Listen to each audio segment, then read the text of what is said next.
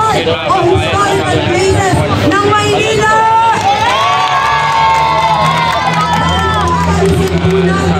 Ang historical places, parang tinanggal na po natin kung saan tayo nagmula. Napakahalaga po ng Maynila, lalo na ito po ay premier city na dapat lamang premier din ang programa na dapat ibaba. Alam naman po natin na ang Maynila ang mas kilala sa Pilipinas, pero patuloy pa rin nagbuburol sa kalsada. Akala ko po nung bata ako, ito ay normal na ginagawa nung pagbuburol sa kalsada. Pero isa pala itong senyales na sitwasyon natin na talagang mahirap ang buhay ng Maynileño. Agaran ko pong bibigyan ng libreng gurulan na Disyembre sa Maynila!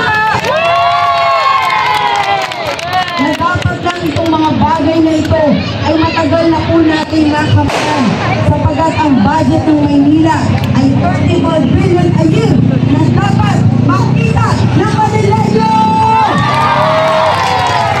Na lahat ng budget magiging transparent tayo at ilalabas ko ang bawat sentimo na malaman ng Maynileño kung saan mapupunta ang budget ng Maynila.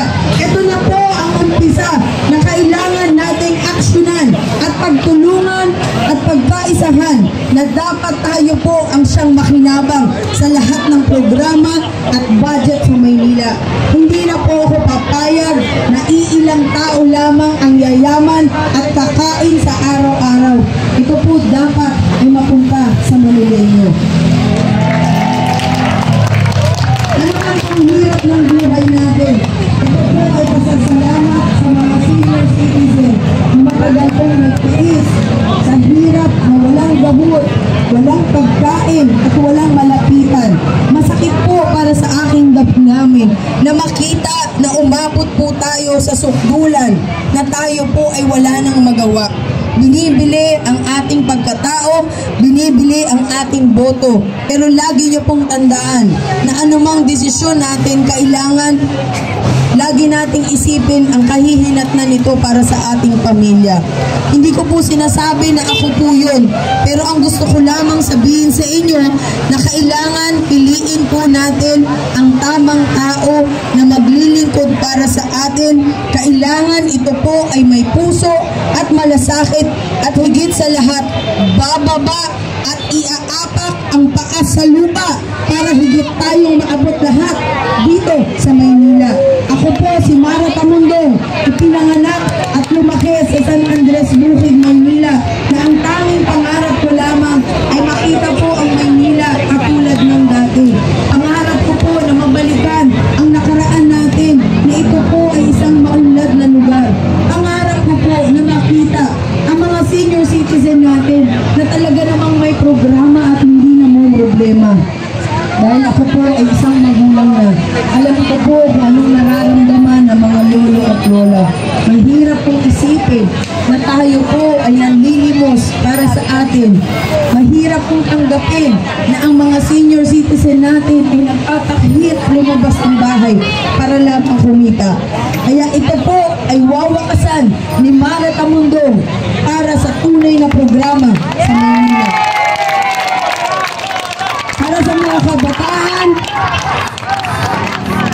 Para sa mga kabataan na palagi ninyong igalang ang inyong mga magulang, lalo na higit ang ating mga lolo at lola.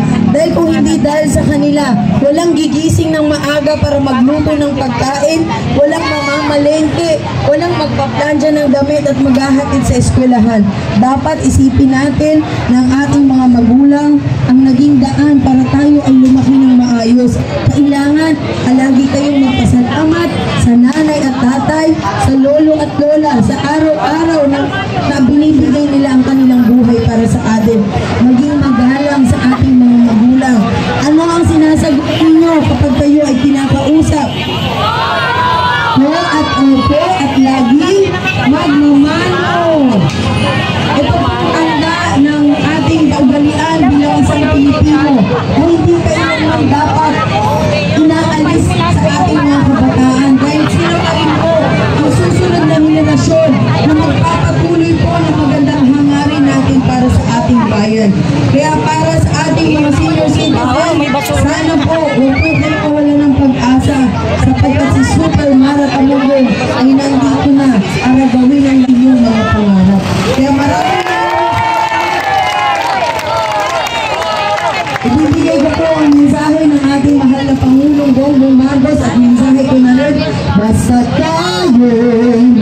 magkasama. Laging merong umaga, may ganda, bawat sigat ng araw, may dalang liwanag sa ating pangarap. Harapin natin.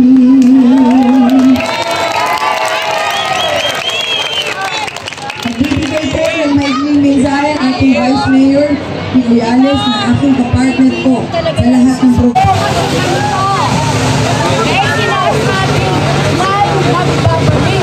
Ano po ang babalikan? Diba? Meron po mananatili. Ano po ang kanyang gagawin sa kanyang pananatili? Meron naman pong isa, sabi babagoy ng buka ng Maynila. Hindi po kailangan babagoy ng buka ng Maynila. Ang kailangan po natin ang magbabago sa lungsod ng Maynila. Ang bagong Maynila sa pamumuno po ng ating pinakamamahal na superhero Mara ng mundo. Ang aming layunin na lalo na po, mahal na mahal po ng ating superhero ang mga senior citizens. Dahil naman po nyo kung kayo ang kalamakan ng program para sa inyo. So, ang challenge ko po, gusto nyo po ba ng tunay na pagbabago? Sa bagong lungsod ng Maynila at iyan ang walang pa kundi ang aming team sa pamumuno po ni Superhero Mara ng mundo. Kaagapay po ang lumabang mundo ang kanyang Vice Mayor Renny Riales po.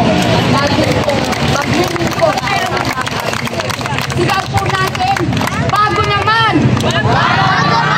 Bagong Maynila! Dalawang babae! Yan, babae po, back to back. Salamat po sa inyo sa nainit na pagtanggap. Ayan, bago tayo mapigay po para sa mga bata at sa mga senior citizens, pwede bang buhatin yung speaker? Nahirapan na kung ano. Saan nakalagay yung speaker po natin? Hindi ko nakita. Kasi wala na akong doon. Oo, pwede natin buhatin.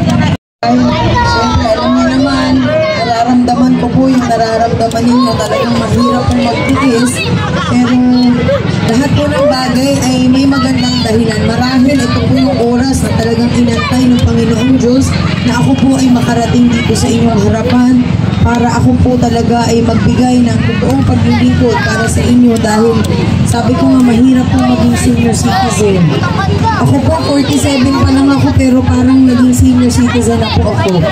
Dahil maaga ko pong naramdaman at nakita yung talagang sitwasyon po ng ating mga senior citizen. Ano ko kaya ito mga amin?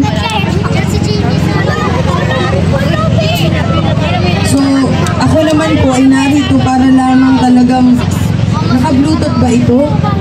Naka-bluetooth ba? Oo, sandali Hindi ko alam kung paano ito. Ay, okay na, naka-bluetooth na okay. O, sige po. Siyempre gusto niyo naman ako kumanta.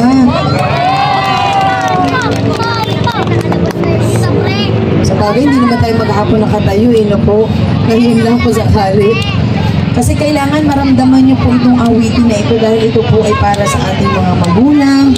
Kanta po ito ng anak para sa kanyang magulang at magulang para sa kanyang anak. Na kailangan maalala po natin lagi na ang buong pamilya ay nagbubuklod ng isang magandang pagmamahalan. So hindi siya nagpo-connect.